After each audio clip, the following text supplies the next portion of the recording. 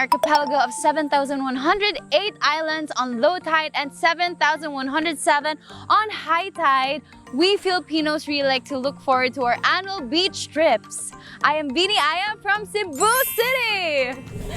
Hindi lang sa kantahan at sayawan kami palaban, init ng araw, hindi namin uurungan. Ako po si Bini Colette from Bohol City! Woo! Laking alay are! Digat tayo sanay sa dagat!